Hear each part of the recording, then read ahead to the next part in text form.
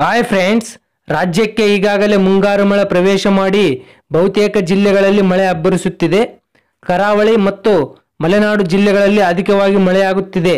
ಇದರಿಂದ ಕರಾವಳಿ ಜಿಲ್ಲೆಗಳಾದ ದಕ್ಷಿಣ ಕನ್ನಡ, ಉಡುಪಿ, ಉತ್ತರ ಕನ್ನಡ ಮತ್ತು ಮಲೆನಾಡು ಜಿಲ್ಲೆಗಳಾದ ಶಿವಮೊಗ್ಗ, ಚಿಕ್ಕಮಗಳೂರು, ಹಾಸನ, ಕೊಡಗು ಜಿಲ್ಲೆಗಳಲ್ಲಿ ವ್ಯಾಪಕವಾಗಿ ಮಳೆಯಾಗುತ್ತಿದ್ದು, ಇದರ ಪರಿಣಾಮ ರಾಜ್ಯದ ಕೆಲವು ಡ್ಯಾಂಗಳ ಒಳಹರಿವು ಮತ್ತು ಡ್ಯಾಂನ ನೀರಿನ ಮಟ್ಟ ಏರಿಕೆಯಾಗಿದೆ. ಮಲೆನಾಡು ಜಿಲ್ಲೆಗಳಲ್ಲಿ ವ್ಯಾಪಕವಾಗಿ ಮಳೆಯಾಗುವುದರಿಂದ ತುಂಗಾಭದ್ರಾ ನದಿಗೆ ಒಳಹರಿವು ಏರಿಕೆಯಾಗಿದೆ.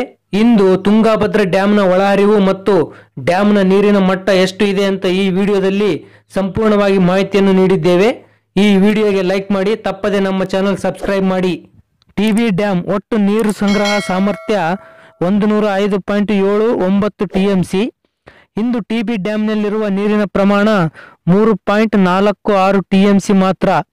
ತುಂಗಭದ್ರಾ ಡ್ಯಾಂನ ಮೇಲ್ದಂಡೆ ಮತ್ತು ಕೆಳದಂಡೆ ಕಾಲುವೆಗಳ ನೀರಿನ ಹೊರಹರಿವು ಸಂಪೂರ್ಣವಾಗಿ ಬಂದ್ ಮಾಡಲಾಗಿದೆ. ಟಿಬಿ ಡ್ಯಾಂನ FRL ಅಂದರೆ ಫುಲ್ ರಿಸರ್ವೈರ್ ಲೆವೆಲ್ 1633 ಫೀಟ್ ಇದೆ. ಪ್ರೆಸೆಂಟ್ ರಿಸರ್ವೈರ್ ಲೆವೆಲ್ 1577.72 ಫೀಟ್ ಇದೆ. ಡ್ಯಾಂನ ಒಳಹರಿವು 659 ಕ್ಯೂಸೆಕ್ಸ್ ನೀರಿನ ಒಳಹರಿವು ಕಂಡಿದೆ.